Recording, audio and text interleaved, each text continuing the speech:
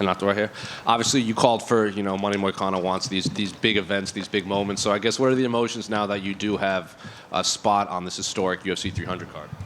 Feeling great. UFC 300, great card, great opponent. I think it's a good opportunity for me, so I'm just honored to be here.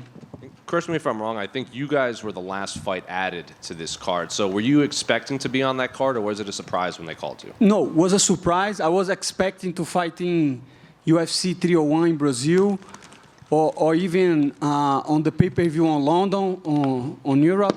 I was expecting that because that would make sense. But guess what? They call me, and I'm here. Is this the better card to be on for you, 300, rather than those two other ones? Definitely is a card that I want to be. Of course, UFC 300 on the prelims, several champions face each other, like Davidson Figueiredo and Cody Garbrandt, and I'm fighting on the same card. I wish was on the main event. I wish was on the main card, but guess what? It is what it is.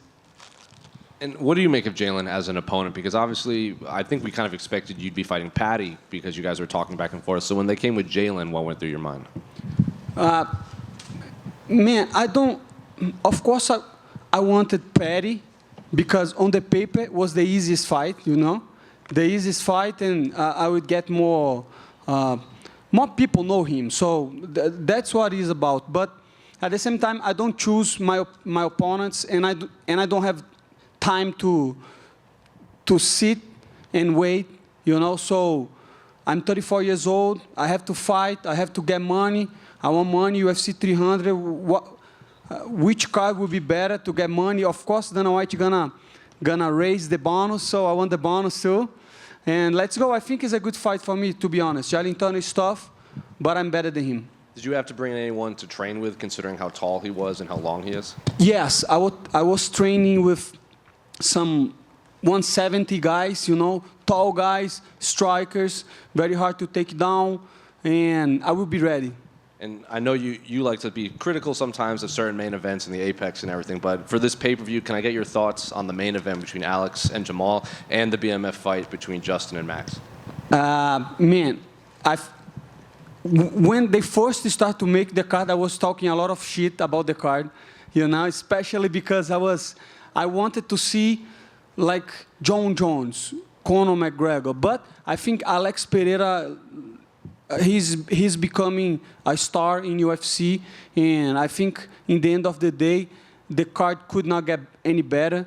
And especially for Max Holloway, Justin Gaethje, that's going to be a banger. That's going to be an amazing fight.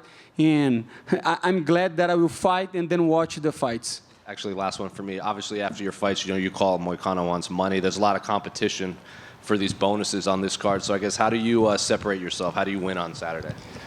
To be really completely honest with you, I don't think I'm going to get the bonus. Even if I finish him, we have 13 fights, 12 champions, and it's going to be tough to have a fight better than Max Holloway and Justin Gaethje, or Tsarukian and Charles Oliveira, or Alex Pereira. I think that the card will have a lot of finishes. So to be completely honest with you, I just want to get the W. I want to finish Jalin Turner and move on.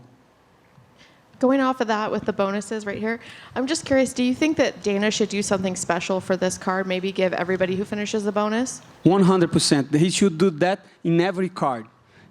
It's hard to get a finish on UFC, and I think if you do, you should get more money. But guess what? I don't make the business. I am just an employee, so whatever they do, I agree with. Back here, Renato. Speaking of money, I know you have your YouTube channel. You have a ton of things going on outside of fighting. You have the Home of Fight podcast now. So I'm curious, what do you think are some of the best side hustles for MMA fighters? I think talk about MMA is easy because I have been training since I started training jiu-jitsu when I was 10, so I know the sport. I compete professional MMA since 2011, so I have been in the game for a long time. But the problem is some fighters, they are dumb. I don't know if you guys know, but some fighters, and I don't even speak English, but I am trying. But some fighters, they do speak English, but they are dumb, or sometimes they are lazy. But guess what? We don't have much time on this game. 10, 15 years, and I'm glad that you say huge shout out to my channel, Money Moicano channel, and huge shout out to the podcast, Show Me the Money. Me, Gilbert Burns, and Maddie, we're doing a great work, so if you guys want to check it out, great podcast. But to answer you, depends on what you like to do. I like to talk shit, I like to, to make some money, so what's better than do a podcast? Hey, Renato, right here. You mentioned your YouTube channel, and you've really connected with a lot of fans and become a lot more popular, but I know you've also taken a liking to MMA Guru. How much have you learned from him, and how much has that sort of made up your channel? At the beginning, I didn't know MMA Guru. I wasn't on the Twitch, tried to stream in some games, especially because I got injured, my knee was hurt, and then everybody on the chat was saying, hey, you have to see MMA Guru react to a video. And then I watched a video of him live talking about MMA, and I did my point, and I called him several words, and then after that, I started to watch his content, and then I moved to YouTube. And when I did a video about fighters, he made a shootout, like he sent people to my live and to my videos, and that helps my channel a lot. I think one thing people are not realizing that today is a new game, completely different. You see guys that don't have any background on journalism, or they just are on literally their mom's basement, but they can connect with the public, and they do a great job because they can. Imagine that we're doing this press conference right now, and now you guys have to edit and have to work, and that's very hard. But for a guy on YouTube, he just take the video and talk shit about fighters and give his opinion. So I think YouTube is going to get much more popular in the next couple years. And to be completely honest, he's doing a great job. You like him or not, everybody's talking about him. Is that something you'd want to do after your career's done, is do that full time, is just do YouTube commentary? I want money. Yeah. If I make money on YouTube, that's good. If not, I will try something else. But of course, I like to talk about MMA. It's easy for me to do the videos. I like to connect with the fans. And I like the fans are, like you say, recognize me a little bit more. And I think it's a good situation. And just last one for me, a win over Jalin, especially a finish. Where does that put you in the division? Because Jalin's, fought some really good opponents, got some good wins. He's very good. He's very good. But I will beat him on Saturday, and I will be on the top 10. And then we'll see. We'll see. I don't have an opponent in mind right now, but definitely I want to fight somebody on the top 10. I want to get closer to the title, and I want more money. Renato, right over here. Renato, big press conference tomorrow. A lot of fans love listening to you talk. Do you have anything special planned when you get on the mic tomorrow? Not really. I never try to plan anything, I have my principles. I have something that sometimes I want to talk about, and what I want to talk about, maybe tomorrow, maybe on the fight day, is you have to get ownership of your life. Because back in the day, I used to